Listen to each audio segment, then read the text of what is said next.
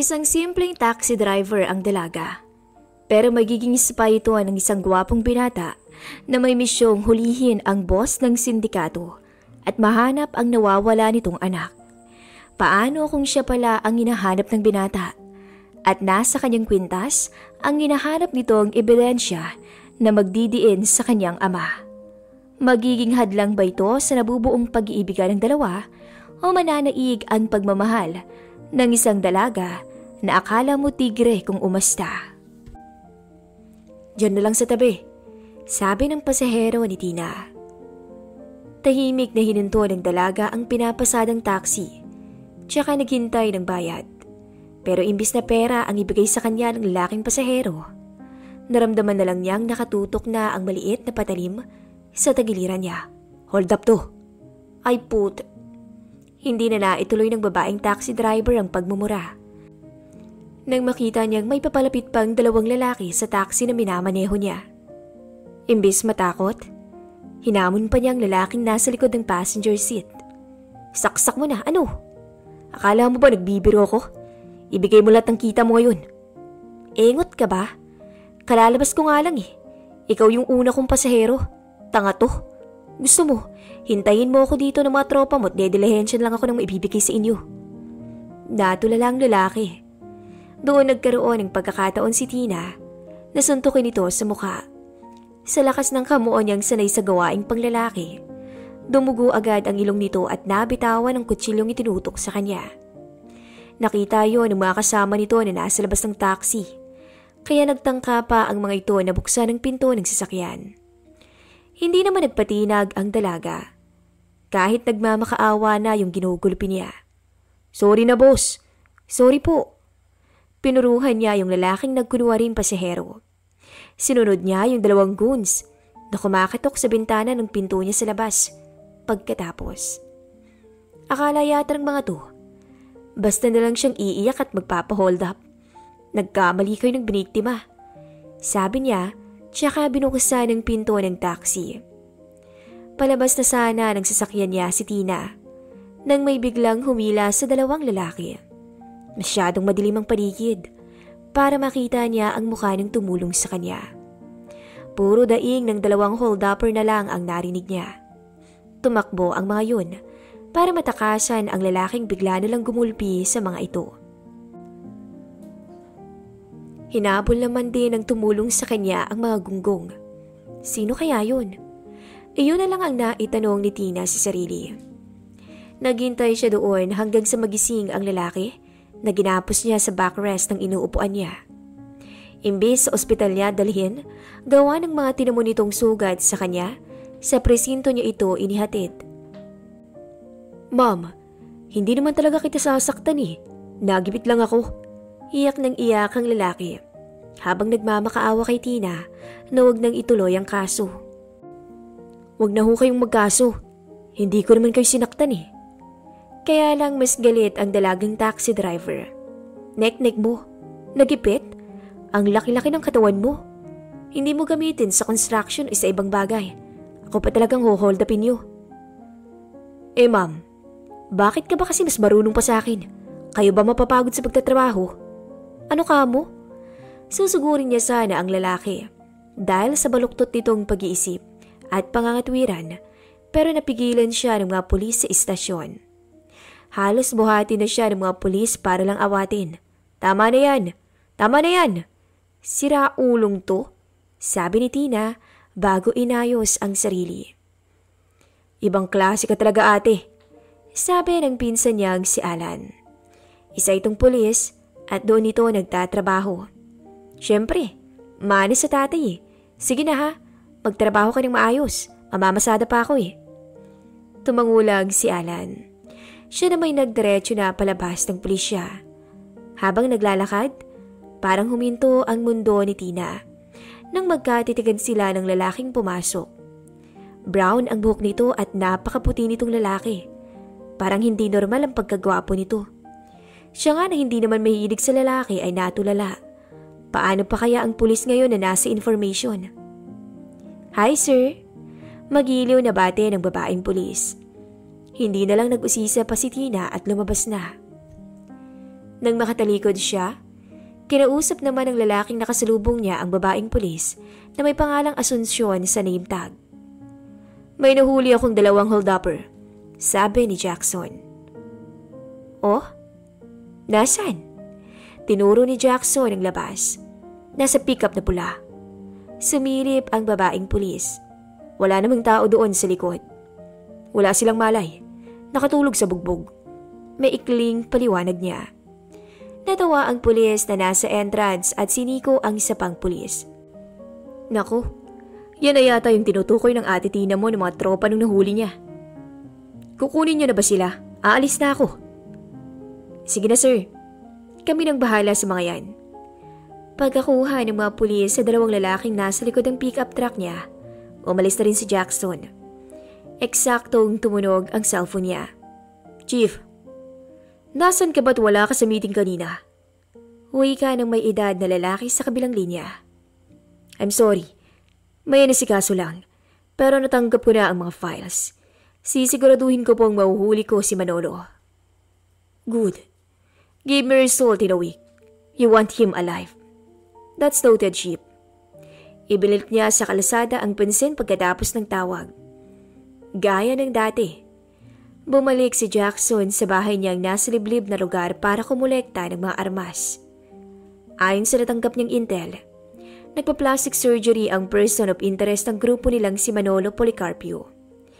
Pinuno to ng mga drug dealer sa underground cartel mula sa Batangas. Nagtatago sa likod ng noodles factory business ang tunay na negosyo ni Manolo at isa si Jackson sa mga matitinik na secret agent na tutugis dito. Sinabi pa sa report na pinadala sa kanya ni Lindsay, nasa kalapit baryo lang ng lugar kung saan niya napulot ang mga holdupper ang taong kailangan niyang hulihin. Hindi niya nagawang iwasan ang tawag nang mag-ring ulit ang telepono niya. Kusa kasing nasasagot yun kapag nagmamaneho siya. Hello kuya. Bakit na naman Antonia? Ani Jackson. Grabe ka naman sa akin. Ang bantot ng Antonia. Diba sabi ko sa'yo Tony ang pangalan ko? Dami mong alam. Napatawag ka na naman. Eto naman napakasungit. Kaya ka lalong gumagawa po kasi masungit ka eh. Sarkastikong tura ng kapatid niya. Naningkit na lang ang mga mata niya tsaka napilitang itabi muna ang minamaneho niya. Ano na naman ang kailangan mo? Tinatanong ni Papa kung uuwi ka raw ba sa susunod na buwan. Birthday niya. Natahimik si Jackson. Hanggang ngayon, galit ka pa rin ba sa kanya dahil kay Gladys? Tony, busy akong tao. Alam ko, kaya kinukumpirma ko ngayon kung uuwi ka. Ayaw kasi ni Papang maganda. Lalo na daw kung wala ka naman. Hindi ko pa alam. Masyadong delikado ang buhay ni Jackson sa misyon na iyon. Kaya hindi niya magarantiya sa kapatid niya kung makakapunta siya sa kaarawan ng papa nila. Alam mo, ikaw, mapipingot ka talaga ng nanay mo kapag nalaman niyang ginaganyan mo yung first love niya. Ipaghanda mo na lang siya. Magpapadala ako ng pera. Hindi na niya hinayaang umangal pa ang kapatid niya at pinatay na niya ang tawag.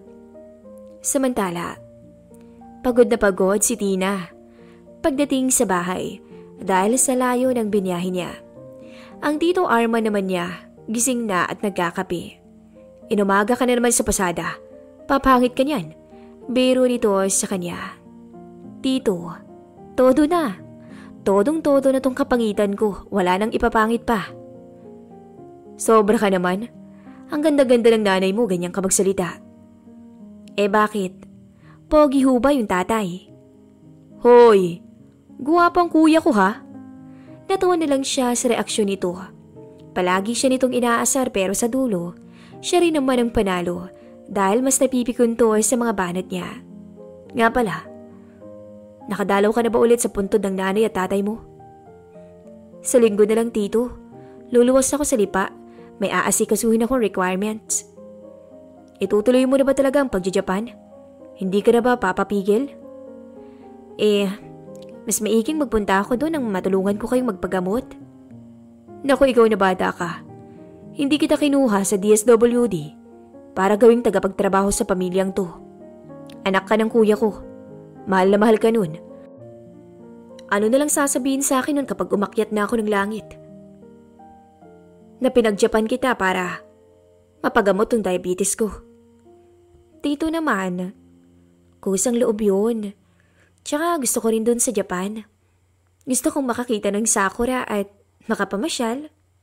Kapag napagaling na kayo ng mga doktor, pupunta din kayo dun, kasama ni Alan. Si Alan, takot nga sa barkong batang yun. Sa eroplano mo pa pasasakayin. Nagkatawanan sila. Bata pa lang si Tina. Kinupkup na siya ng Tito Arman niya.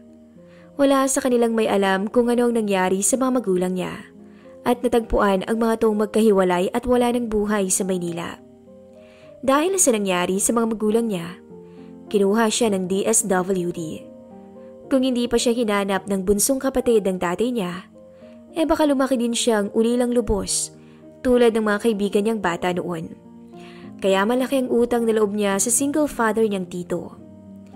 Magkasama sila ni Alan na pinalaki nito at mula nung mapunta siya doon sa Batangas, ito na ang kinilala niyang ama. Kaya ano na lang ba yung gagawin niyang pag-abroad? Kulang pa ang maitutulong niya sa lahat ng pagmamahal at pag-aarugang tinanggap niya mula dito. Inihanda na ni Tina ang mga dadalhin niya sa pagluwas. Kailangan niya ng damit dahil halos 2 araw din ang gugugulin niya sa pagpoproseso ng mga papeles. Pero bago siya tuluyang umalis sa Makalawa, mamamasada ulit siya bukas. Magpapahinga lang siya. Halos 5 oras lang ang tulog niya. At gumising na agad siya at nag-asikaso. Ate! Nagulat na lang siya nang tawagin siya ni Alan habang naghahanda na siya ng susuotin niyang medyas. O Alan, nakauwi ka na pala. Hindi man lang ako nakapagluto. Okay lang, tara, sama ka sa amin ni tatay. Bagong sahod ako. Ikaw talaga. Mapapagalitan ka niya ni tito eh. Puro ka gastos. Minsan lang naman ate, sige na, sumama ka na. Kailangan ko pang mamasada eh. Sisingilan na naman si tito nung hulog sa taxi. Ano ka ba? Nabayaran ko na no? Naku, paano ka makakaipon yan? Ate, wala pa naman akong nililigawan. Okay lang yan. Magbihis ka, yung maganda. Nakakunot ang noong sumunod na lang siya sa sinabi ni Alan nang itulak siya nito pabalik sa kwarto niya. Kung maluwag na puting polo ang suot niya kanina nung lumabas, iba naman ngayon ang datingan niya. Nagsuot siya ng kulay dilaw na dress. Tamang-tama lang ang tabas nun sa hubog ng katawan niya. Wow! Sabi ng pinsan niya. Ang ganda naman ng ate ko. Ako na magmamaneho ng taxi. Yun ang gamitin natin. Magtipid ka ng gas sa kotse mo, okay? Inalalay nilang magpinsan ang tito niya. Hindi na kasi gumaling ang sugat dito sa paa. Lalo pang lumaki yun. Kung nagluto na lang tayo sa bahay, di sana hindi na mahihirapan si tito. Sabi ni Tina habang nagmamaneho papunta sa Bay City Mall. Tinawanan lang siya ni Alan. Kuripot ka talaga. Mas makunat ka pa sa belly ko eh. Pangasar ni Alan sa tabi niya. Wala namang masama dun, di ba, tito? Tama si ate mo, Alan. Pero kung minsan lang ang ganito, okay lang. Kapag ganoong nagkasundo na ang mag-ama, wala na siyang magagawa. Pakiramdam ni Tina. Sinadya ng tito at pinsan niya lahat dahil pagdating nila sa mall, paano ba naman may naghihintay na sa kanila sa restaurant kung saan sila ililibre ni Alan. Bok! Masiglang bati ni Kerubin. Yun ang tawag ni Alan sa pulis na katrabaho nitong may gusto daw sa kanya. Ang lapad ng ngiti ng lalaki sa kanya. Hi, Tina. Hi. Napipilitan niyang bati rin dito. Naka-order na ako. Matagal kasing magluto dito kaya ako nagdesisyon na ang kakainin natin. Pagkatapos dito, pwede ba tayong manood ng sine? Sa kanya lang nakatingin si Kerubin. Pero siya, napatingin sa magtatay na bigla nilang nag-iwas ng tingin sa kanya na akala mo naman talaga mga inosente. Ewan ko rito sa kanila. Ako kasi mamamasada pa eh. Anong mamamasada? Ipagdadrive ko si tatay papunta sa simbahan. Kay Bok ka na makisabay pa uwi. Manood na rin kayo ng sine. Isipin mo na lang ate, day off mo ngayon. Kung hindi lang maraming tao ngayon, baka nabugbog niya na si Alan. Halatang halata ang ginagawa nitong pagsiset up sa kanya at kay Kerubin. Hindi ako mahilig manood ng sine eh. Pagdadahilan na lang ni Tina. Oh Eddie, punta na lang tayo kung saan mo gusto. Umikot na lang ang mga mata ni Tina sa inis. Mukhang hindi alam ng lalaki ang salitang pagsuko. Ilang beses na ba niya itong hinindian? Sige na ate.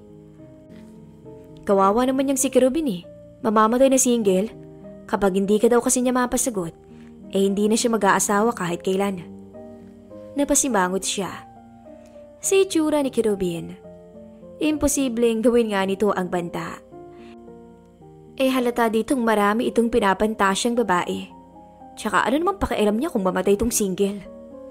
Para lang hindi na siya kulitin ni Alan, pumayag na lamang siya. Gusto niya rin talagang iparating dito na wala siyang balak mag-asawa ng pulis. Pulis ang namatay niyang tatay at ang hula ni Tina. Iyon ang kinamatay nito pati na ng nanay niya. Kaya hindi na niya uulitin pa ang pagkakamaling nagawa ng nanay niya noon. Hindi siya magmamahal ng lalaking may tungkulin sa batas. Ayaw niyang malagay sa kaparehas sa sitwasyon ng mga magulang niya. At iwan ang magiging anak niya kung sakali, tulad ng nangyari sa kanya. Pare, kumusta yung pagmamanman kay Kerubin? Tanong ni Landon sa text. Katulad niya, nasa malapit lang din ito at nakatingin sa target nilang si Kerubin. Isa sa mga tuta ni Manolo sa pulisya. Looking good pre. Huwag puro sa babaeng mata ha, si Kerubin ang target. Paalala niya sa dating partner na si Landon. Nagkataon lang na kinailangan niyang backupan to dahil madulas din kung magtrabaho si Kerubin. Walang nakakahalata sa mga katrabaho nito sa pulisyang si Manolo talaga ang Diyos para dito.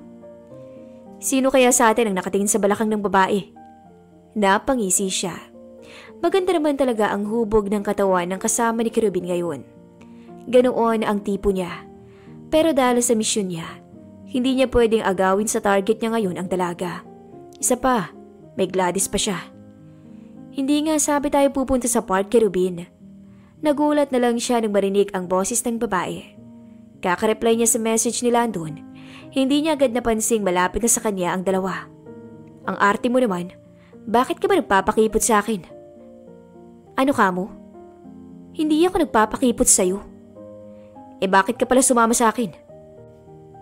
Makulit si Alan. Hindi ako tatantanan nun hanggat hindi ako pumapayag. Sus! Mukhang parehas silang nainis ng babae sa sinabi ni Kerubin. Pagkaray hinawakan nito ng marahas ang kamay ng dalaga. Tatayo na sana siya para tulungan to nang bigla nilang bumagsak si Kerubin sa gitna ng mall. Nagawa kasing mabuhat ng babae ang bigat ni Kerubin gamit ang isa nitong balikat. Nakita niya si Landon sa kabilang dulo ng mall. Napatayo at gulat na gulat rin. Walang hiya ka. Ano bang akala mo sa akin, kalad ka rin? Aalis na sana ang babae nang biglang tumayo si Kerubin at hinabol to. Doon na siya nagkaroon ng pagkakataon para sipain si Kerubin sa dibdib. Nagulat ang babae sa ginawa niya. Boss, tawag niya kay Landon. Kanina ko po yan nakikita. Hinaharas tong si ma'am. Pulis ako, alma ni Kerubin. Nagpakita ng tsapa si Landon kaya nanahimik na lang ang target nila. Hindi naman makaimik si Tina sa nakita. Totoo bang inaresto na lang bigla si Kerubin dahil sa kanya? Ayos lang po ba kayo? Hero ang tingin niya ngayon sa lalaki. Wala pang kahit na sino ang nakagawa nun. Yung maipagtanggol siya. Simula pa noong bata siya, natuto siyang maging matapang para walang makapanakit sa kanya. Ayos lang. Biglang naalala ni Tina kung saan niya nakita ang lalaking ito.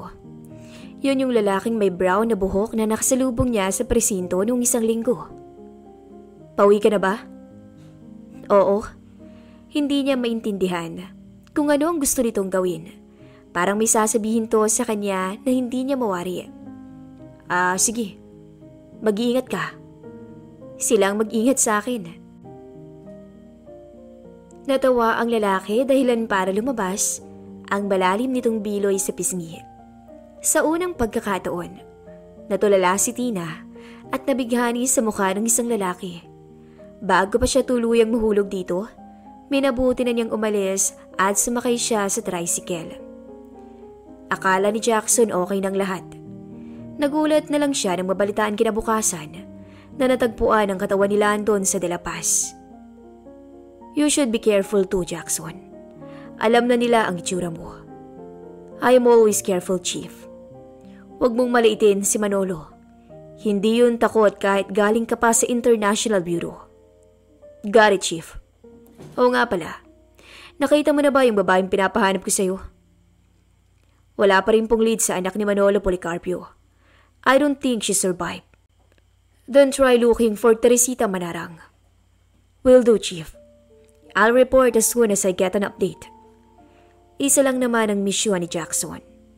Ang maipakulong si Manolo at kunin sa anak nito ang susi sa hidden files na magtuturo sa kanila sa mas malaki pang grupo ng mga taong nagpapatakbo ng drug cartel sa Pilipinas ng palihim. Ano ba yung kwintas na yan, ate? At hindi mo mahubad-hubad? Naiinis na sabi ni Allen sa kanya dahil basang-basa na siya kakalinis ng taxi pero hindi niya pa rin mahubad ang kwintas niya. Aba, bigay to ni nanay, bakit ko huhubarin? Ngumuyi na lang ang labi nito. Talaga bang nakulong si Bok? Hindi pa rin kasi siya pumapasok eh. Yun nga ang nangyari. Kaya Alan, sa susunod, huwag ka nang magreto sa akin ha. Sorry ate, akala ko kasi talagang matinuyang si Albert eh. Mag-iingat ka sa mga taong pinagkakatiwalaan mo. Hindi lahat ng tao kasing inosente mo, okay? Ate naman, matanda na ako, hindi na ako inosente. So inaamin mong sinisilip mo si tita sa ilog? Ha? Hindi ah. Sinabuyan niya to ng tubig. Loko-loko. Nahuli kita no. Pumasok ko na nga. Bawal late sa trabaho mo. Oo na. Madilim na ang paligid ng kumilaw si Jackson. Niwala siyang oras para makidalamhati sa pagkawala ni Landon. Pero gagawin niya ngayon ang lahat para magtagumpay ang misyon. Hindi niya hayaang mapunta sa wala ang buhay ng kaibigan niya. Hindi naman siya mag-isang susugod sa kuta ni Manolo. Siya lang ang mauuna, gaya ng utos ng chief nila. Bilang team leader ng Project Hawkeye, siya ang kailangang mag-lead sa buong team para sistematiko nilang madakip si Manolo. Ngunit wala sa plano ang nangyari kay Landon. Something must have gone wrong.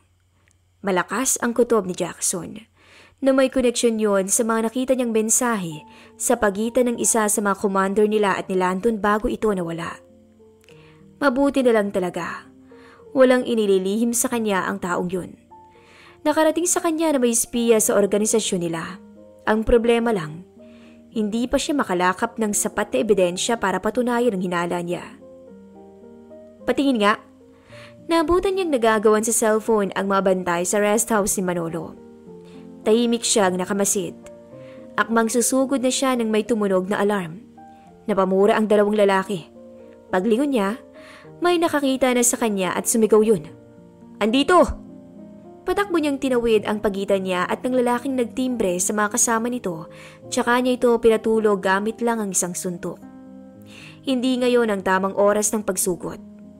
Pinindot niya ang boto ng suot na relo upang matanggap sa kampo nila ang mensaheng kailangan nilang umatras ngayon sa misyon. Paraan niya iyon para maiwasan ang pagbuwis ng buhay ng mga kasama niya. Kahit gaano siya ngayon kagigil na mahuli si Manolo, hindi niya pwedeng isaalang-alang ang buhay ng mga kasama niya. Alam niyang mas mapoprotektahan niya ngayon ang sarili niya kaysa sabay-sabay silang mamatay ng mga kagrupo niya. Habulin niyo! Ayun! Pamilyar sa kanya ang boses na narinig bago siya mapayuko dahil muntika na siyang tamaan ng baril nang paulanan siya ng mga tuwa ng bala. Huwag niyo nga hayaang makatakas ang buhay. Sigaw ng isang lalaki na sa hula niya ay si Albert Kerubin. Kaunti na lang ang bala niya kaya sinigurado niyang bawat isa ay tatama sa mga humahabol sa kanya. Gumanti siya ng ilang putok at napangiti siya nang makitang tinamaan niya sa ulo si Kerubin. Pansamantalang naging abala ang mga lalaking humahabol sa kanya. Nagpatuloy siya sa pagtakbo. Hanggang sa matamaan siya sa likod ng bala. Sa masukal na gubat sila nagkabulan at sa dulo noon ay pababa sa isang pakurubang daan na kung hindi nagkakamali si Jackson ay ang main road na. Para mas madaling makatakas sa mga humahablos sa kanya, nagpadausnos na siya sa matirik na daan pababa sa main road. Kahit may nakita na siyang ilaw mula sa sasakyang paparating, tumuloy pa rin siya. Humarang siya sa daan sa po ang dibdib na tinamaan ng bala. Mabuti na lang at nakita agad ni Tina ang bulto ng lalaking bigla na lang humarang sa daan, kundi nasagasaan na niya to. Napamura pa siya ng mabilis nang maapakan ng preno. Lintik na. Nakilala niya agad ang mukhang yun, kaya agad siyang lumabas sa taxi. Anong nangyari sa'yo? Hindi umimik ang lalaki. Basta siya nito hinarangan nang biglang may magpaulan sa kanila ng bala. Sabay silang sumakay sa taxi. Dahil sa pagkataranta, hindi na namalay ni Tina na sa passenger seat na siya ngayon nakaupo at ang lalaki na ang nasa harap ng manibela. Bakit ka ba pinagbababaril ang mga yun? Imbis sumagot, nakita ni Tina ang pagdaing ng binata sa mga galos at sugat nito. Diyos ko po, masamang tao ka ba? Mali ang iniisip mo. Doon lang ni Tina napansin na papunta sila sa ibang direksyon. Saan mo ako dadalhin? Sa malayo, nakita na nila ang plate ng taxi mo. You are in danger now. Ano? Ihinto mo to. Bumaba ka na ng taxi. Utos niya dito. Oo nga't attracted siya sa lalaki. Pero hindi pa siya hibang para sumama dito sa kamatayan.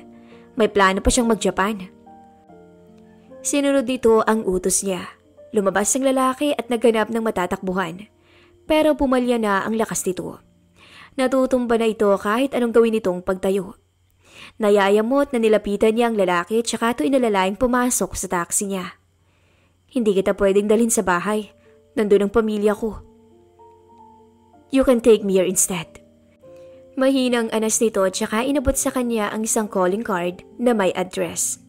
Alam niya ang lugar na yon. Mabilis pa sa 4:00 nang paharuruti ni Tina ang kotse. Nakita niyang wala nang nakabuntot sa kanilang kotse pagkaraan ng kalahating oras ng pagmamaneho. Sinilip niya ang katabi at halatang pinipilit pa rin ito ang mabuhay. Huminga ka lang dyan, malapit na tayo. Dumating sila sa isang abandonadong bahay. Buhay pa naman ang lalaki kaya inalalayan niya to. Bakit ba kasi ayaw mong magpadala sa ospital? Singhal niya dito. Pagkatapos itong hindian ang pangungulit niyang isusugodan niya to sa malapit na ospital habang nasa daan sila kanina. Mas madali nila akong makikita dun. Gusto mo bang marami pang madamay? So okay lang kahit damay ako. I'm sorry. Huli na yung sorry mo. Andito na tayo eh. Sige na, saan bang bahay mo? Nagulat siya nang ituro dito ang abandonadong bahay. Nagtataka man ay sumunod siya at doon inalalayan ang lalaki. Nanlaki ang mga mata ni Tina nang magbukas ang asul na ilaw na hugis palad. Itinapat lang doon ng lalaki ang kamay nito, tsaka nagbukas ang isang sikretong pinto na nakatago sa dingding na nasa loob ng abandonadong bahay. Pasok, sabi nito sa kanya. Sa likod ng luma at abandonadong bahay, mayroon palang hideout ang lalaki nito. Moderno ang estilo ng nakatagong bahay. Mapapanganga na lang siya dahil sa ganda ng lugar. Saglit na nawala sa isip ni Tina na duguan ang kasama niya. Halos gumapang naman ang lalaki pahiga sa isang hospital bed na naroon. Nagtataka man, pero pinanood niya lang tong gamutin ng sarili. Ano bang may tutulong niya? Hindi naman siya graduate ng college. Wala siyang alam sa panggagamot, lalo na sa pagtanggal ng balang nakabaon sa laman nito. Panonoorin mo na lang talaga ako. Ano bang gagawin ko? Stitch me up. Utos nito pagkaraang matanggal ito ang bala mula sa likod nito. Kahit siya, hindi alam kung paano nito nagawa yun. Ano? Hindi nga ako marunong magtahi ng butas kong short. Tapos gusto mo tahiin ko pa yan? Nanginginig ang kamay ko. Baka mas lalo lang ako masugatan. Hindi niya alam kung anong salamangka ang dala ng boses ng lalaki, pero naaawa siya dito. Akin na nga. Pilit niyang pinagana ang utak. Ilang beses ding napamura ang lalaki dahil sa sakit ng ginagawa niya. hanggang sa pahintuin na siya nito. Salamat. Pwede ko bang alamin ang pangalan mo? O kakailanganin mo akong patayin kapag sinabi mo sa akin kung sino ka? Namumutla na ang lalaki. Dahil sa dami ng dugong nawala dito, pero nakuha pa nito ang tumawa. Jackson Villanueva. Jackson, pwede ko bang alamin kung anong ginawa mo? I am trying to apprehend their boss. Yung nakita mong mga humahabol sa akin, miyembro yun ng mga sindikato. Yun lang ang pwede kong ibahagi sa'yo. Kasi kapag sobrang marami ka ng alam, kailangan na kitang patayin. Nalamig ang buong katawan ni Tina sa sinabi nito. Bagya siyang lumayo at saka niya palihim na tinago sa bulsa niya ang nakita niyang gunting. Hindi pala yun nakatakas kay Jackson. Pwede ba isauli mo yung gunting? You're making me uncomfortable. Hindi kita sasaktan. Biglang parang nanghina ang tuhod niya sa maamong mukha ng lalaki. Para tuloy siyang nanuno nang bigla na lang sumunod sa pakiusap nito. So pulis ka? Patuloy niyang tanong dito. Better than that. Ang yabang mo naman. Sinasagot ko lang ang tanong mo. Pero hindi ko pwedeng sabihin sa iyo ang lahat ng gusto mong malaman. Para din naman yun sa kaligtasan mo. So, may papatay nga sa akin kapag marami na akong nalalaman? Natawa na naman si Jackson. Ano bang pangalan mo? Bakit ko sasabihin? Mamaya idawit mo pa ako sa krimeng hindi ko naman ginawa. Mas lalong lumakas ang tawa ni Jackson. Pero nahinto din to nang hawakan niyang braso nito. Aray ko? Reklamo ng binata. Sorry na kung pinagtatawanan kita. Nakakaaliw kasi. Sobra ka sigurong adik sa mga drama sa TV. Ano namang pakialam mo? Oh God, may pakialam na ako ngayon sa'yo dahil niligtas mong buhay ko. Hindi naman malaman ni Tina kung kikiligin ba siya sa sinabi nito. Kaya lang nabawi ang kilig na nararamdaman niya nang maisip na siya ang talo sa sitwasyon nilang to. Nanganganib naman ngayon ang sa akin. Hindi ka naman matadamay kung iba yung dumaan doon. Hindi na siya nakipagtalo dahil wala namang may kasalanan sa kanilang dalawa.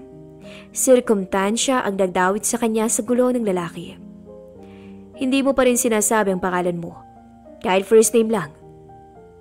Tina, yan na lang ang itawag mo sa akin. Ang ganda ng pangalan mo. Parang ikaw. Biglang nag-init ang pisngi niya. Kung gusto mong kumain, andyan lang ang kusina ko. Help yourself. Sige, ipaghahain na rin kita. Ngumiti lang si Jackson. Puro dilata naman ang laman ng cabinet niya. Reklamo ni Tina habang naghahanap ng totoong pagkain. Hindi naman niya magawang magreklamo dito dahil nagpapahinga pa to. Sa dami ng galos at sugat nito, malamang hindi na to makasagot sa kanya. Pinagtiyagaan na lang niya kung ano ang naroon. Pagkaluto niya, inasikaso niyang pagkain ito at kumain na rin siya. Maya-maya ay nakatulog na ang lalaki. Siniguro nito kanina pagkapasok nila doon na nakalapat ng maigi ang tagong pinto. Pero hindi maiwasan ni Tina ang mag-alala para sa kaligtasan nilang dalawa. Dahil doon, magdamag siyang hindi nakatulog. Halos mapasigaw si Jackson nang makita ang mga mata ni Tina. Malaki ang eye bags ng dalaga ngayon at nangingitim pa.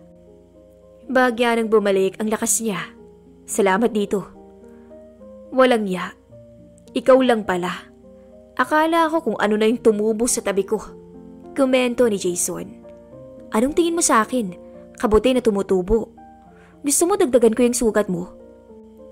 Relax ka lang. Lagi ka namang galit. Paanong di ma-high blood? Pasmado yung bibig mo. Alam mo, ngayon lang ako nakakita ng babaeng maganda kapag na-high blood. Pwede ba kitang maging partner? Partner? Lumakas ang kabog sa dibdib ng dalaga. Marami nang nanligaw sa kanya noon, pero ibang epekto ng mga pasakali ni Jackson sa kanya. Saglit pa lang siyang binobola. Parang gusto na niyang magpaikot dito. Ni hindi nga niya to kilala. Biro lang. Masyadong delikado ang field para sa'yo. Sa ngayon, maghihintay muna tayo dito. I-report ko pa lang sa commander ko ang nangyari kagabi. Okay. Kinabahan siya. Hindi pa siya handang sumunod sa mga magulang niya.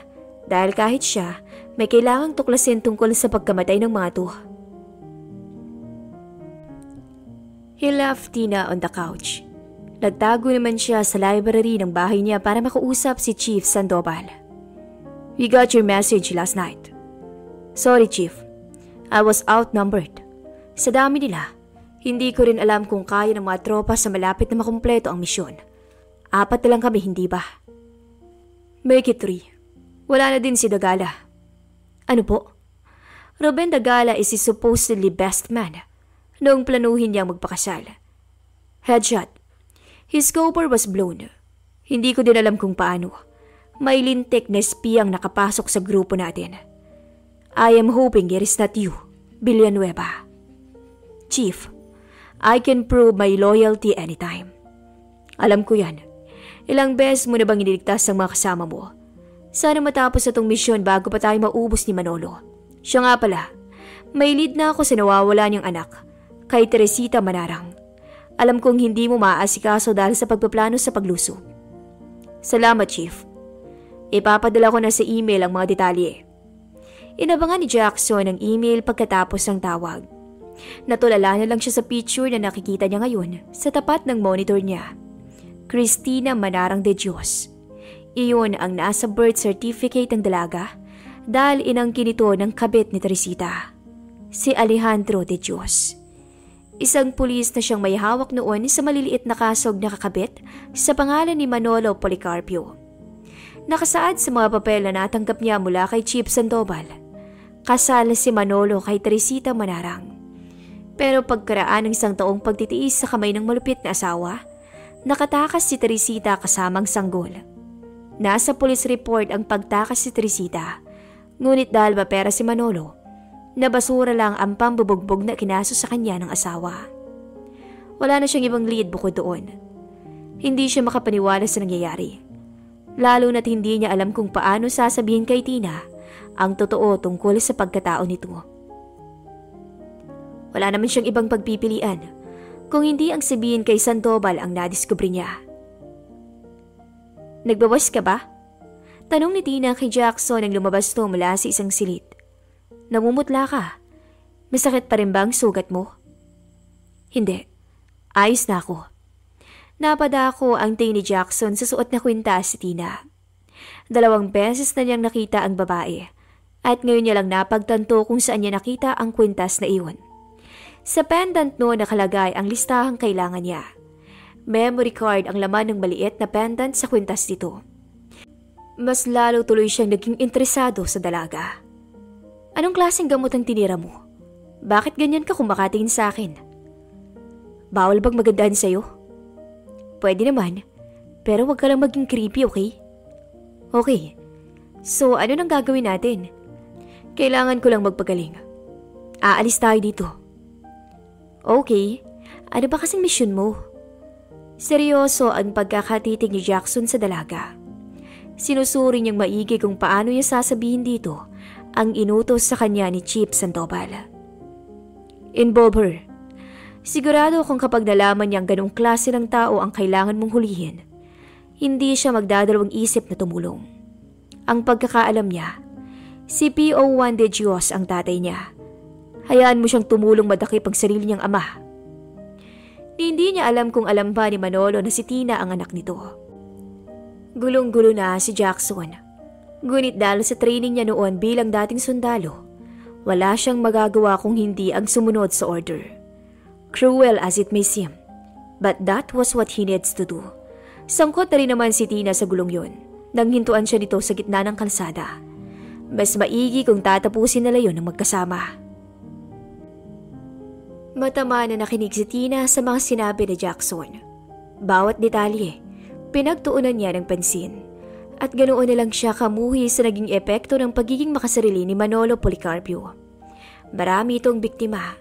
At hindi niya maipagkakaila ang katotohanan. Maraming ebidensya si Jackson. Confidential lahat ng sinabi ko sa iyo, Tina. Kinakailangan ko lang sabihin sa iyo para kilala mo kung sino talaga ang kalaban dito.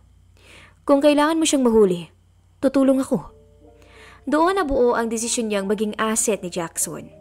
Kahit nung una ay takot siya. Tulad ng tatay niya, huhulihin niya ang mga katulad ni Manolo. Salamat, Tina. Wala yun. Magkaibigan na tayo, di ba?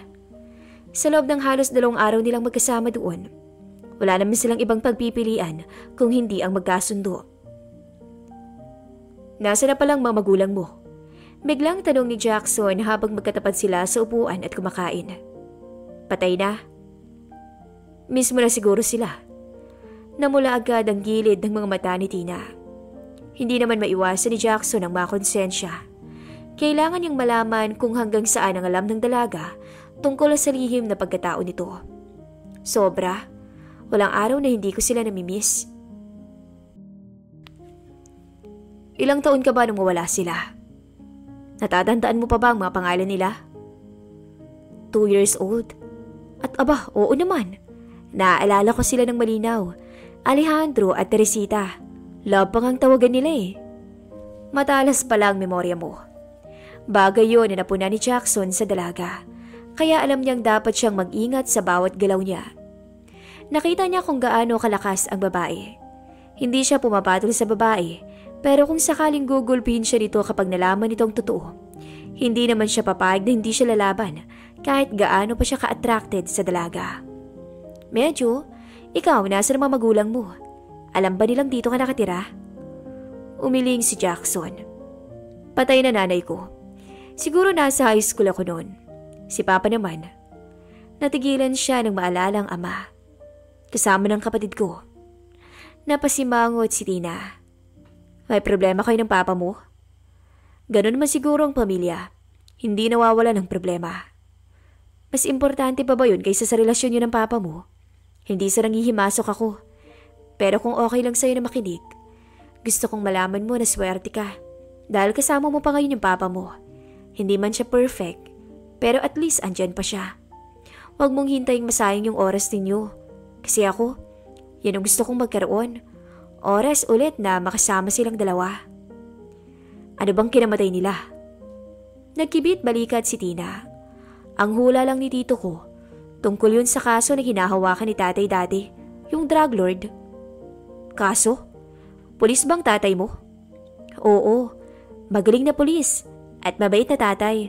Wala akong maalala na pinalo niya ako noon. Palagi siyang nakikipaglaro sa akin.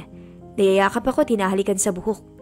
Tinitirintas niya rin noon ang buhok ko at sinasabihan akong kamukha ako ni nanay dahil sobrang ganda ko raw. I agree. Bakit? Nakita mo na bang nanay ko? Natigilan si Jackson. Ngunit nakahanap din siya ng palusot. Ang ibig kong sabihin, I agree na maganda ka. Nag-blush naman si Tina. Napangiti tuloy siya. Ang mistisa mo, no? Mabilis kang maula. Tisay siguro ang nanay mo ang tatay mo. Napaisip si Tina dahil dun. Walang maputi sa mamagulang niya. Kabaligtaran ang kutis niya. Matagal na niyang iniisip yun pero ngayon lang nag-sink in sa kanya. Okay ka lang ba? Tumango siya at saka binago ang usapan. Magpahinga ka na. Ako nang bahala sa hugasin. Salamat. Imbis na magpahinga, naramdaman ni Tinang nanatili si Jackson sa inuupuan nito at nakatitig sa kanya. Hindi niya tuloy maiwasang magtaka kung bakit ganoon to. Halos batukan niyang sarili nang mag-isip yon ng kusa ng mga imaheng imposible. Hinahalikan daw siya ni Jackson sa imahinasyon niya. Baliw. Hindi niya inaasahang maisatinig niya yon. Ano? Wala. Disappointed na tinago niya ang mukha niya dito. Hiyang-hiya siya. Minsan talaga may mga pagkakataon na akala niya yung mga salitang iniisip niya hindi nakakalabas sa bibig niya. Tina, ngayon pa lang magsasorry na ako sa'yo. Hindi ko ginustong madamay ka sa lahat ng to. Her heart was touched by sincere words. Gusto niyang maiyak dahil sa totoo lang takot siya. Hindi naman ibig sabihin na hindi na siya nakakaramdam ng takot para sa buhay niya porque matapang siya. Tinulungan kita kaya hindi mo naman talaga ginusto. Ako ang pumili nito. Iyon na lang ang sinagot niya. Huwag kang mag-alala. Poprotektahan kita at ang pamilya mo. Hindi alam ni Tina kung saan niya nahugot ang tiwala sa lalaki. Pero buo na ang desisyon niya. Tutulungan niya to. Nang makabalik na ang lakas si Jackson, Dinalas niya si Tina sa mas malalim pang bahagi ng bahay niya at nagsimula na silang mag-training sa indoor gym niya at indoor shooting arena. Focus na focus si Tina sa pagpapractice bumaril. Kaya niyang protektahan to kahit ano pang mangyari. Pero iba rin kung ito mismo ang poprotekta sa sarili nito. Tina is smart. Madali itong matuto. Halos 3 araw lang ang ginugol nila sa practice. Magaling na agad si Tina. Asintado Bigay puri niya dito. Mana sa tatay Ngumiti na lang si Jackson. Nagpapahinga na si Tina nang lapitan niya to. Nakasuot pa rin ang kwintas nito. Mukhang hindi nito talaga hinuhubad yun. He was about to get the pendant when Tina moved and hugged him. Niyakap siya nito na parang nakayakap to sa hotdog pillow. Sa loob ng ilang araw na pag-oobserba niya dito, napansin niya nga ugali na ng babae ang yumakap sa katabi nitong unan. Natsyempohan lang siya dito ngayon. Gusto na sanang kumawala pero nawala ng lakas ang puso niyang gawin yun. Ayaw niyang kumala sa yakap ng babae. Nangahas pa nga siyang tabihan to at hindi niya pinagsisisihan ang view niya ngayon. Ang maamo nitong mukha, ang tangi niyang nakikita. Kahit saglit, pakiramdam niya normal siyang lalaki. Walang mabigat na tungkulin. Maya-maya'y kumalas din si Tina sa pagkayakap sa kanya. Doon siya nakakuha ng tiyempong alisin sa pantat ito ang pakay niya. Pabalik na siya sa kwarto niya. Nang makatanggap na naman ang tawag kay Tony. Ano na naman? Hindi pa nga ako sigurado kung makakapunta ako. Yun na agad ang sagot niya. Nakarestrict ba ako sa messenger mo? May pinasa akong video kuya, panoorin mo kaya? Ano na naman yun? Gamit ang laptop niya. Sinunod niya ang sinabi ng kapatid. Ganoon na lang ang gulat niya nang makita ang ex na si Gladys. Halos 2 buwan pa lang nang hiwalayan siya nito. Pero bakit malaki na ang tiyan nito? Alam kong pwede mong isipin na sa'yo yung bata kuya. Pero nahuli yan ni Papa. Nakausap yung nakabuntis sa kanya. Narinig pa niyang gusto lang ni Gladys ang mga benefits mo. Kaya kating-kate na pakasalan ka. Tony, hindi mo naman kailangang umabot sa ganito. Kailangan kuya, para malaman mo naman yung totoo. Hindi naman sasabihin sa'yo ni Papa ng diretso ang dahilan kung bakit niya pinapaliw sa'yo si Gladys. Oportunista ang babaeng yan.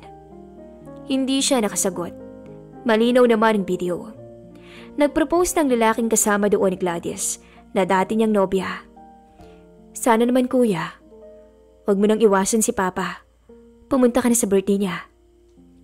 Susubukan ko. Okay, good. Bye kuya. Yun lang. Kung hindi ka patatawagan, talagang hindi mo titingnan yung message ko, di ba? Ang kulit mo kasi, sige na. Mas importante ngayon sa kanya ang nakuwang ebidensya kay Tina. Bilin sa kanya na huwag niya yung bubuksan, pero minabuti niya ang huwag sundin ang utos nito. Sinili pa rin niya ang mga files at gumawa siya ng kopya nun bago niya pinasa kay Sandoval ang lahat. Kinabukasan, nakatanggap si Jackson ng tip kung saan nila matitsyempohan si Manolo. Papunta ito sa isa sa mga noodles factory na restauradong pinapatakbo nito. Mabilis na nakagawa ng paraan si Sandoval para maipasok si Tina sa factory bilang part-timer. Ang misyon ni Tina, makalapit kay Manolo at mailayo to sa mga bodyguard nito. Walang idea si Jackson sa mga pwedeng mangyari pero nagdadasal siyang sana maging maayos ang lahat at ligtas niyang mailabas si Tina sa magulong sitwasyon na iyon. Mag-iingat ka. Bulong niya sa dalaga bago niya to hinayaang makapasok sa loob ng planta. Siya na may lookout sa labas hanggang sa magbigay ng signal si Tina na pwede na nilang pasukin ang factory at hulihin si Manolo. Hindi na niya magagawang makalapit pa. Drug lord na yun dahil nakita na ng mga tauhan nito ang mukha niya at ang iba pang impormasyon tungkol sa kanya. Si Tina na lang ang makakatulong sa kanila. Masyadong maiksi ang training ng dalaga pero sa talino nito, malaki ang tiwala niya. Pagkapasok sa loob, inasikaso agad ni Tina ang pagkakabit ng production clothes at face mask. Nagpanggap muna siyang nakikinig sa mga instruction. Nang makalingat ang lahat dahil busy na sa ginagawa, tsaka niya tinungo ang lugar kung saan niya nakitang naglakad papasok si Manolo. Hindi naman nalalayo ang itsura nito sa picture at video sa tunay na buhay. Mestizo ang lalaki at pati na ang mga buhok. Lahat ng mga turo ni Jackson kinabisado niya. Nagawa niyang mapatulog ng tahimik ang mga gwardya sa labas ng kwarto kung nasaan si Manolo at pakiramdam ni Tina. Isa na siyang tunay na spy dahil nagawa niyang pasukin ang kwarto ni Manolo. Ngayon, nakita niyang mag-isa na ang matandang nakadungaw sa bintana ng silid na iyon. Isasaksak na sana niya ang pampatulog sa batok nito, gaya ng turo sa kanya, nang mabilis na pumihit si Manolo para pigilan ang kamay niya. "Anong ginagawa mo dito?" Tanong nito sa kanya na parang magkakilala sila. Pumiglas siya at sinuntok to sa mukha. Matagumpay siyang nakawala, tsaka niya inilakang pinto para huwag itong matulungan ng matauhan nito sa labas. "Wala kang pinagkaiba sa nanay mo." She was shocked. "Kilala mo ang nanay ko?" "Kilalang kilala." "Ikaw ba yung tinutugis ng tatay ko nun? Ikaw ba ang nagpapatay sa kanila?" Tumawa ng nakakaloko si Manolo. Kung anong nangyari kay Teresita at sa kabit niya, bagay lang yon sa kanila. Lalo na kay Teresita dahil taksil siya. "Sino ka para sabihin yan? Hindi ba sinabi ng lalaking nagdala sa'yo dito? Asawa ko si Teresita." "Ano?" "Iniwan niya ako para sa kinikilala mong tatay." Bago pa siya tuluyang madistract ng matanda, inulit niyang suntukin to at doon na to bumagsak at angihina. Mabilis niyang tinawagan si Jackson at ilang saglit lang, napalibutan na ng agents ang buong factory. Nilapitan siya agad ni Jackson pero imbis nakipagplastikan dito, itinulak niya ang lalaki at tumakbo siya palayo. "Teka, Tina!" Nahabol ni Jackson si Tina sa parking lot ng factory. "Tina!" Namumutla ang mukha ni Jackson at hindi makatingin sa dalaga ng maayos. "Totoo ba? Alam mong asawa ni Manolo ang nanay ko?" Napayuko na lang si Jackson. Hindi niya alam kung paano ipapaliwanag dito ang lahat. "Kumalma ka muna, Tina." "Pucha, totoo? Asawa yung halimaw na yun ng nanay ko? Eh si tatay, ano siya? Kabit?" "Battered wife si Teresita. Iniwan niya si Manolo dahil sa pananakit ito. Umalis ito doon kasama ka." Halata sa mukha ni Tina ang pagkabigla. "Ibig sabihin, tatay ko yung demonyong yun?" Naiyak na lamang to sa sobrang galit.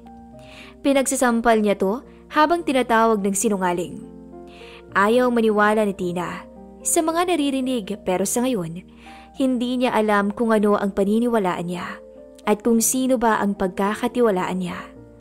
Hanggang sa ipatawag na siya ng boss ni Jackson. "Maupo ka." Utos nito sabay turo sa upuang katapat ng lamesa nito. "I want to thank you for your cooperation, Tina. I'm glad I was able to finally meet you, ang nag-iisang anak ni Manolo Policarpio." Nakakaloko ang ngisi nito, kaya napipikong tumayo siya. "Bakit mo ba ako pinapunta dito? Manloloko kayong lahat." Iba ang manloloko sa hindi agad nagsabi ng totoo, iha. Kung alam mo bang tatay mo ang kriminal na yun, tutulong ka ba sa amin? Hindi pa ako nasisiraan ng bait para tanggapin siya bilang tatay. Tumanguto. Mas maganda. Gusto ko lang ibigay sa iyo yung mga ebidensyang kailangan mo para ikaw na mismo ang umalam ng totoo. Pasensya ka na at kinailangan kong malaman lahat ng yan. Trabaho lang, walang personalan. Makakaalis ka na. Aalis na sana si Tina. Bitbit ang mga dokumentong para sa kanya nang dumagsa ang mga detective sa opisina ni Sandoval.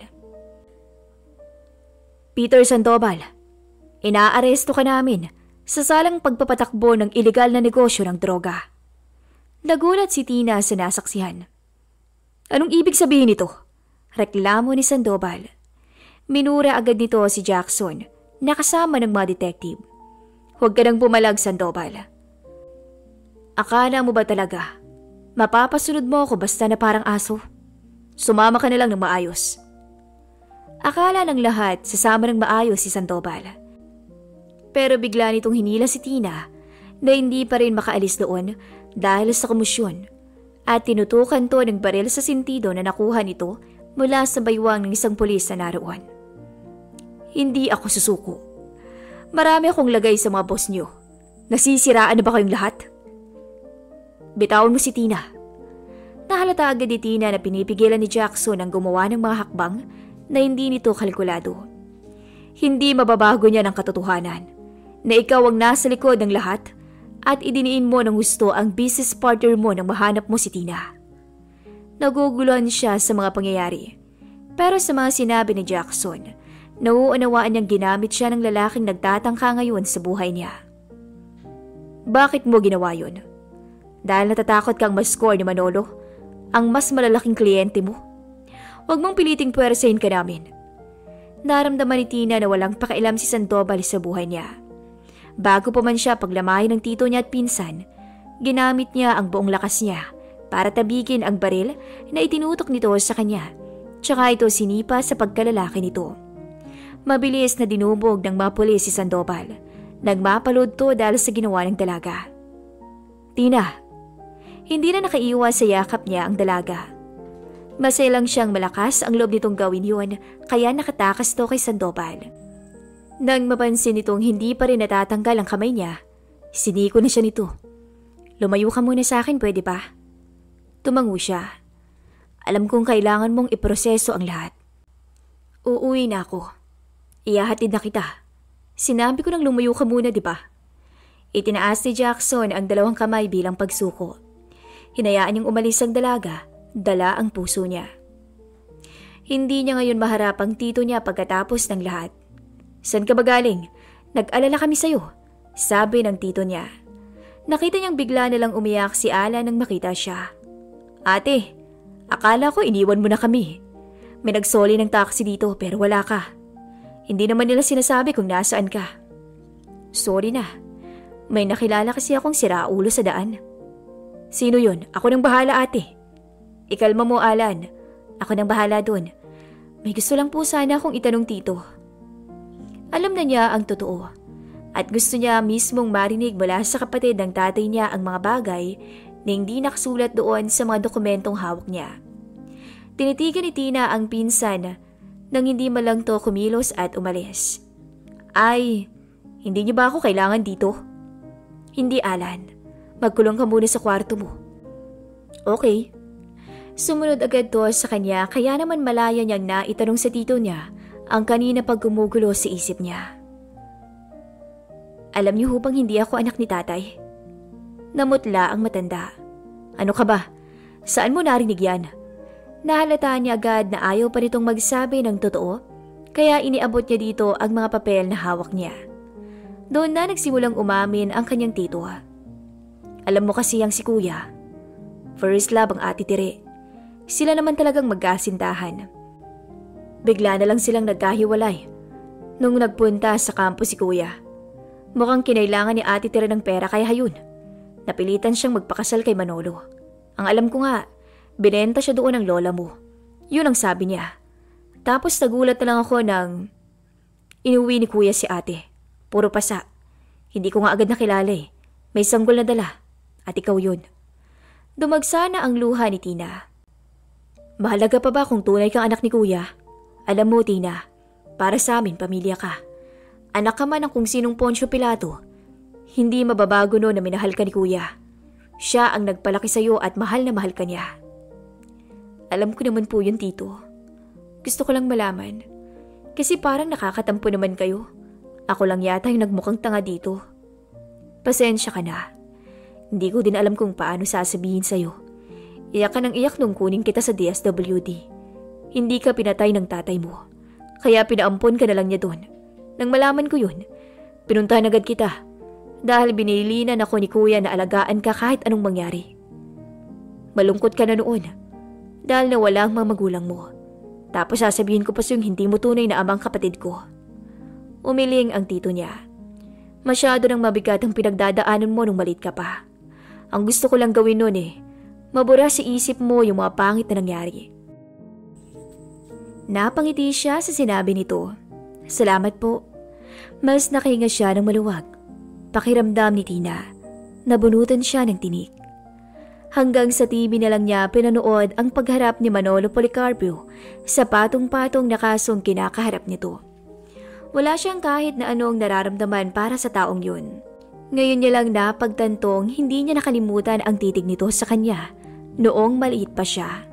Yung titig na para siyang maliit na kuting na kinaiinisan nito. Bago nito pinatay ang mga magulang niya, kinuha muna siya nito at ninala sa DSWD para ipamigay. Yun na lang siguro ang dapat niyang ipagpasalamat. Hinayaan siya nitong mabuhay. Bukod doon, wala na siyang balak na makipag-usap sa matandang yun. Ayos ka lang ba talaga, iha? Tanong ng tito niya sa kanya. Tumango siya. Ang mahalaga po ngayon, mapagbabayaran na niyan sa kanong Sandoval na yun ang mga kasalanan nila. Pero paano naman yung lalaki sa labas? Mabilis na lukod ang noo ni Tina. Sino po? Papasukin ko na ate, umuulan na oh. Sumilip siya sa bintana at nayamot na bumalik sa kwarto niya. Hayaan niyo yan. Aalis din naman yan. Ayoko nang marinig ang mga kasinungalingan yan. Sige, pero tinanggap ko yung madala niyong chocolates ha. Sayang eh. Napabalik siya sa sala dahil sa sinabi ni Alan. Ano? Bakit mo tinanggap yan? Ate, blessings to. Tingnan mo, ang mahal-mahal nito. Akmang sisikuhin niya si Alan nang umilag to. Bakit mo naman tinanggap? Bakit? Kasi nga ate, ilang beses na yang nagpabalik-balik dito. Ikaw lang tong ayaw siyang makita. Pinagsinungalingan ako nun. Alam mo naman na ayoko sa mga ganong klase ng tao, di ba? Nagsinungaling din si tatay. Hindi niya nasabi sa'yo na anak ka ni Tita Terry sa iba. Pero magkaibang bagay yun. Hindi So galit ka din kay tatay. Gusto mo sa'yo ako magalit? Napakamot na lang si Alan sa ulo. Maawa ka na kasi. Bigyan mo na ng chance. Oo, nagkamali ako nung direto ko si Kirubin pero iba yung pagkakakilala ko dyan kay Sir Villanueva. Maayos na opisyal yan. Bahala ka. Ang dami pa namang babaeng nakapila dyan. Swerte mo nga eh. Pinagtsatsagaan ka kahit matun ka. Anong sabi mo, Alan? Sumasobra ka na Wala ka bang pasok? Gumiti lang to. Joke lang. Ang ate ko talaga napakaganda. Ngayong tapos ng mga unos sa pagkatao mo, sana naman isipin mo naman yung puso mo. Matanda ka na Mag-isawa ka na. Sa inis ni Tina, nampas niya ang balikat nito. Mapipilitan na naman tuloy siyang humarap sa lalaking hindi niya gusto. Biglang lumiwanag ang mukha ni Jackson. Kahit mukha na siyang basang sisiyo nang makitang lumabas si Tina mula sa bahay nito ng nakapayong. Hindi siya agad nito nilapitan. Sumaw lang to para paalisin siya. Anong drama yan, Villanueva? Umuwi ka na. Mag-usap muna tayo, please. Araw-araw kang nagpupunta dito. Pinapansin ba kita? Umalis ka na. Lumabas lang ako ngayon para linawin sa'yo na wala akong balak na kusapin ka pa. Magtitis ako sa katapangan mo at katarayan mo hanggang sa pumayag ka ng kausapin ako. Bakit ba? Ayos na yung kaso, di ba? Nahuli na sila. Ano pang kailangan mo sa akin? Kailangan kita. Hindi ako nakakatulog sa tuwing iniisip kita at yung mga kasalanan ko sa'yo. Guilty ka kasi sinungaling ka. Sinadya mo ang lahat. Ako talaga target nyo, mga siraulo kayo. Hinayaan mo akong magmukhang tanga na hindi ko alam ang tungkol sa pagkatao ko para makaharap ko yung tunay kong tatay na gusto niyong hulihin. Hindi. Plano lahat yun ni Sandoval. Dito ko lang nalaman ang tungkol dyan noong nandun tayo sa bahay ko. Kahit ako, iniimbestigahan ko si Sandoval. Pero hindi ko naman sinasabing wala akong kasalanan. Sana mapatawad mo ko na hindi ko agad nasabi. Hindi ko naman intensyon na pagmukahin kang tanga. Alam ko, hindi biro yung mga nalaman mo. Buong buhay mo, hindi pala totoo ang mga bagay na alam mo. Kaya nga naiintindihan kita kung bakit nagagalit ka. At araw-araw akong magpupunta dito para humingi ng sorry. Araw-araw talaga? Ang kulit mo din, no? I don't know, Tina. Hindi ko alam kung bakit hindi kita kayang pabayaan na galit sa akin. Ako lang ba ang nakaramdam ng espesyal ka sa akin? Wala man lang ba akong ganong epekto sa'yo? Natigilan si Tina. Alam niya kasing ganoon din ang nararamdaman niya. Saglit pa lang niyang kakilala ang lalaki, pero nagtiwala siya dito ng lubos. Kaya nga masakit sa kanya na isa to sa mga may alam ng totoo, tapos hindi nito sinabi sa kanya. His puppy eyes make her heart melt. Hindi ako magsasawang magpunta dito. hanggang sa maalis yung galit mo sa akin. Galit ako sa ginawa mo. Pagtatama ni Tina. Nakakainis ka kasi. Nagtiwala ako sa'yo. Biruin mo. Tinaya ko yung buhay ko para tulungan ka. Pati buhay ng pamilya ko. Pinagkatiwala ko sa'yo. Tapos ano? Malalaman ko. Nasa likod ka ng malihim na dapat akong unang makakaalam. Dahil tungkol sa akin yun. Hindi sumagot si Jackson. Nasa likod lang nito ang mga kamay at nakatayo tong akala mo nasa training sa kampo. Tapos inaasahan mo. Konting sorry mo lang, titiklop na ako. Ano bang kailangan kong gawin para mapatawad mo ko? 100. Ha? Mag-push up ka ng 100. Inirapan lang ni Tina ang magtatay sa loob nang madinig niya ang mga itong nagbubulungan. Tingnan mo yung ate mo. Pinairal na naman ang pagiging platoon leader niya. Kunyari pa nga napapaniginipan niya naman yung si Villanueva. Naririnig ko sa kwarto niya, sumisigaw ng Jackson. Gusto niya sanang sawayin ang dalawa pero huminto na rin naman ang mato. Pinanood niya na lang si Jackson na matapos ang push-up na pinapagawa niya.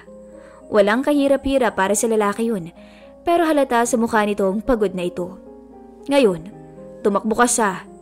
Hindi na natapos ang sinasabi ni Tina nang biglang bumagsak si Jackson sa harap niya. Ay Diyos ko po, Jackson! Sigaw niya. Mabuti at tinulungan siya ng pinsan niyang maipasok si Jackson sa loob. Mabilis siyang kumuha ng bimpo at tubig nang masalat niyang mainit ang balat ng lalaki. Ayan kasi ate, sinabi na sa'yo ilang araw na yun pabalik-balik dito, walang palya. Nakwento na nga niya sa akin na patay siya sa'yo. Mas matindi pa yung feelings niya sa'yo kaysa sa ex niya. Sinabi niya yon? Curious na tanong niya, o ate, mamatay man. Piningot na ng tito niya ang anak nito. Halika nga dito na bata ka. Ang tanda-tanda mo nang tabil pa rin ng bibig mo. Iiwanan na muna namin kayo. Tina, ikaw nang bahala dyan. Pinabayaan na lang niyang pumasok sa kwarto nila ang tito at pinsan niya. Wala naman sigurong gagawing masama sa kanya si Jackson ngayon. May sakit to. Hindi naman niya maiwasang maawa dito. Dala siguro yun ang babago-bagong panahon. Pinag-push up pa niya habang nauulanan. Maya-maya nagkamalay na rin naman si Jackson. Lalayo na sana siya dito nang hatakin nito ang kamay niya. Hindi siya nakaramdam ng pambabastos sa ginawa nitong kapangahasan. Kinilig pa nga siya nang maramdaman ng mainit itong hininga sa tungki ng ilong niya. Sorry, miss na kasi talaga kita Sampalin mo na lang kaya ako mamaya. Baliw? Oo na, baliw na sa'yo. Anak ako ng hinuli mo. Yun lang ang nakikitang hadlang ni Tina sa relasyong pwede nilang buuin ni Jackson. Hindi ang kasalanan ni Manolo ang nagtatakda sa katauhan mo. Iba ka sa kanya. Nakita kong mabuti kang tao. Wala akong pakialam kung anak ka pa ni Manolo Policarpio. Unless, galit ka sa akin dahil pinakulong ko siya. Dapat lang yun sa kanya, no? Hindi naman talaga siya naging tatay sa akin. Hindi na naiwasan ni Tina ang mapaluha. Bagya siyang dumistansya kay Jackson, pero nilapitan pa rin siya nito. Bagay na hindi naging mahirap para sa binata dahil maliit lang naman ang sofa nila. Gamit lang ang kamay nito. Pinawi ni Jackson ang maluha sa mata niya. Mahal kita, Tina. Yun lang ang tangi kong na-realize. Mula nung iwasan mo ko, araw-araw kitang naaalala at hindi ako pinapatulog gabi-gabi ng yakap mo. Bigla niyang naalala yung gabing niyakap niya to. Gising siya noon. Nakagat na lang ni Tina ang pangibabang labi niya. Bakit kasi lumapit ka sa akin noon? Sa totoo lang, curious siya sa pakiramdam na mayakap si Jackson. Kaya nung magkaroon ng pagkakataon, hindi na niya napigilan yung sarili niya. Ngayon, hindi niya direktang maamin na hindi naman talaga siya tulog nung mangyari yun. Bakit ako lumapit sa'yo? Kasi iniisip ko kung gaano kasarap titigan ang mukha mo habang tulog ka. Tsaka para kunin yung nasa pendant mo. Salamat dun. Nadiin ko si Sandoval. Napangiti siya. Dapat, hiningi mo na lang sa akin noon. Hindi ka na siguro nahirapan pa. E di hindi mo ako nayakap noon. Nakurot na lang ni Tina ang pisngi ng lalaki. Baliw ka talaga. Oo nga, baliw nga sa'yo. Ano, okay na ba tayo? Tayo? Hindi pa tayo ha? Okay ma'am, handa naman kitang ligawan Paano ang ex mo? Ex na nga eh. Sigurado akong matutuwa si Papa kapag nakilala ka. Okay na kayo ng Papa mo? Oo. Salamat sa kapatid kong makulit. Sasama ka ba sa akin sa linggo? Birthday ni Papa. Gusto niya pa sanang magpakipot, pero binatukan na siya ng parte ng pagkatao niyang oo lang ang kayang isagot sa mga hiling ni Jackson. Sige. Yun. Sa birthday ng Papa ni Jackson, maraming nadiskubre si Tina. Nasa tahi pala talaga ng Villanueva ang gwapo. Pangalawa, mahal naman pala talaga ng future boyfriend niya ang tatay nito. Sadyang nasaktan lang si Jackson nang makipaghiwalay si Gladys dito dahil sa mga sinabi ng tatay ng binata. At nalaman din niyang overprotective lang talaga ang future father-in-law niya sa mga anak nito. Kaya nga laking tuwa niya nang magandahan ng matanda sa kanya. Naka-jackpot ka rin sa wakas, Jax. Kaya nga pa eh. Hayaan mo, hindi ako makikialam. Napilitan lang naman ako noon dahil nahuli ko yung ex mong sinasabi ang mga masasamang plano niya sa'yo. Sino bang hindi magagalit kapag nalamang nilolokong anak nila? Naiintindihan ko na po ngayon pa. Iha, kapag may problema kayo nitong anak ko, isumbong mo agad sa akin. Okay po, Tito. Tito, bakit? Hindi mo pa ba napapasagot? Mabilis na baling na matanda sa anak. Umiling si Jackson. Mas matapang pa sa tigre pa eh. Nagtawanan sila at siya na may lihim na kinurot ang katabi sa tagliran. O kita mo, nangungurot pa. Magtiyaga ka. Iha, pahirapan mo yun ang gusto ng matuto ha? Opo. Natatawa na lang siya pero hindi niya magawang paluin ang kamay ngayon ni Jackson na gumagapang papunta sa palad niya. Hinawakan nito yun ng higpit. Nagkukwento pa ang tatay ni Jackson pero malayo na ang narating ng imahinasyon ni Tina. Sa isip niya, kinakasal na sila nito habang magkasiklo pa rin ang mga palad nila. Ganon nga yata talaga. Kapag alam mong nasa tamang tao ka na, makikita mo sa imahinasyon ang hinaharap. Napatingin na lang siya sa lalaki. Walang kasing tamis ang ngiti nito sa kanya. Yun ba naman ang mukhang tatanggihan niyang magisnan tuwing umaga? Kaya naman pagkatapos ng dinner para sa birthday celebration ng Papa ni Jackson, ipinagtapat na niya dito ang totoo. Bakit gusto mo dito sa garden? May sasabihin lang ako. Ano? Gusto din kita. Sobra. Sinasagot mo ba ako? Ano ba kasi yung tanong mo? Kung pwede ba kitang maging misis ko? Oo. Sobrang ligaya ni Jackson. Pero mukhang mali yata ang naoohang tanong ni Tina. Tinawanan na lang niya ang kinahinatnan ng gabing yun. Doon naman din sila pupunta sa walang hanggan. The end.